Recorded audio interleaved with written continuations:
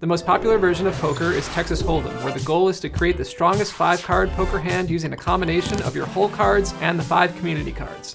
In Texas Hold'em, each player is dealt 2 cards face down known as hole cards. These cards are yours and yours alone to use with the community cards. Over several rounds of betting, 5 additional cards are dealt face up in the middle of the table. These cards are the community cards, shared by all players, and any of these cards can be used along with their hole cards to build their 5-card poker hand.